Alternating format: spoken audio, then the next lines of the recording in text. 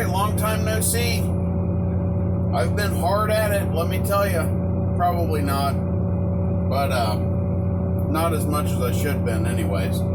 The head is for the most part done, and you'll see that here in a minute. It is a New Holland 962 5-row narrow.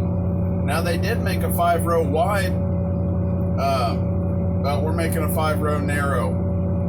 What I'm trying to work on now is the electrical gremlins. Every sensor, literally every sensor on this combine and the monitor setup, which is only idiot lights, it's not an actual monitor, all of that has been disconnected long before Jacob got the machine.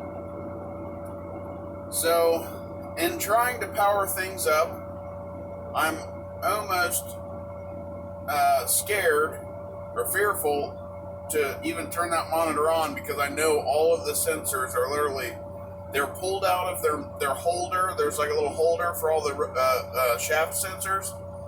They're all pulled out, taped up, and just hanging there. So if I get the monitor to come on, it's going to do nothing but buzz at me and flash lights.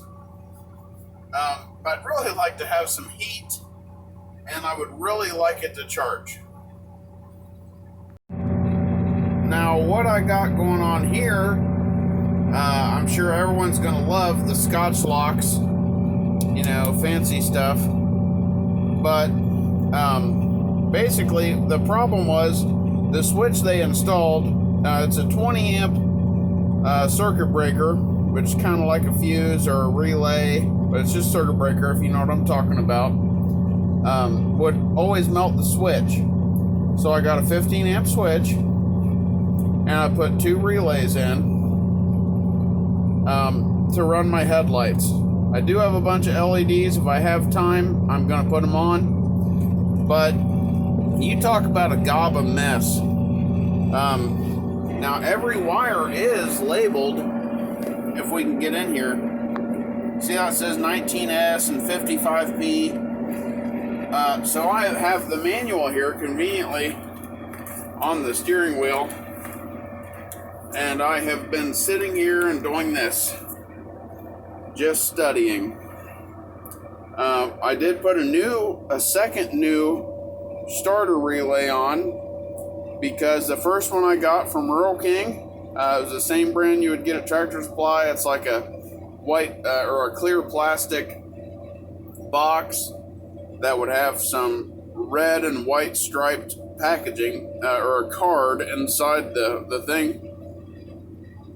That went out on me on like the 5th attempt to start it after I put a new starter on. So I went to O'Reilly. I got a 300 amp starter solenoid, starter mag switch they're calling it. This circuit breaker was hooked up, the main circuit breaker.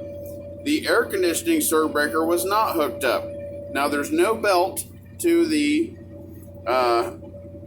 AC compressor. So now, even though I've got the AC compressor hooked up and all that stuff, this pump's locked up. I don't care about that. I really wanted to get heat going, which is over here on 61N, you know, whatever. But, you know, that's not really the main issue. The main issue is this red light. It has a 3-wire voltage regulator. Now, I couldn't find one of those. I found one used for $560. It's a Motorola. Who knew Motorola was making cell phones in the 70s? Well, guess what? They weren't. They were making voltage regulators. And this is the first ever I've seen 6-wire alternator. It is also a Motorola alternator. So, I'm going to try to put a Ford truck regulator on here before I condemn the alternator. Maybe I'll still have to get the alternator rebuilt. I don't know. I do know that it's the exact same on the 1400, and it works.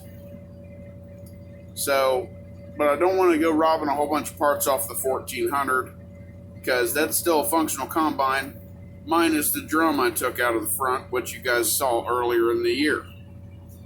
But tried and true to my old manual, I'm slowly getting things working. You can't, well, here, I'll show you guys the head. Let me turn this light off here. There's the head.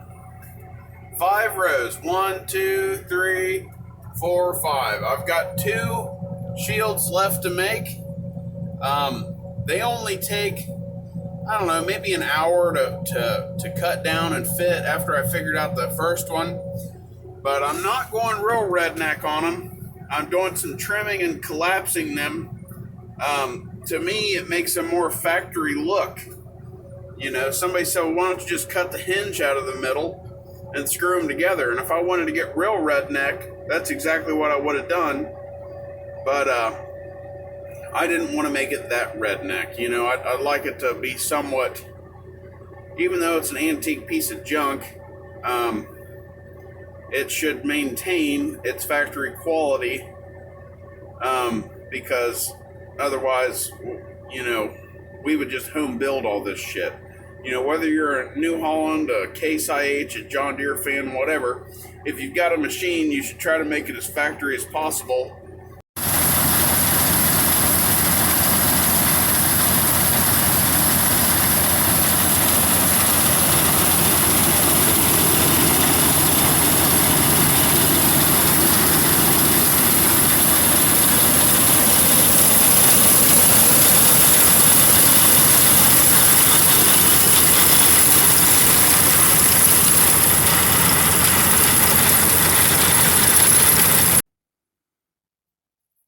And there it is, as factory as possible as I could make it, using all factory parts. We have 1, 2, 3, 4, 5 rows, 5 shields, a brand new factory point came with the machine.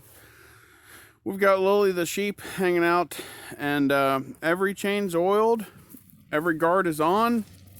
Sorry for my shadow. Lights are wired. Got a neighbor passing by.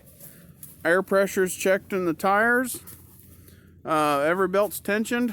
Do still have one little shield to put on right there, which I'm about to do. I apologize for not getting more video of this.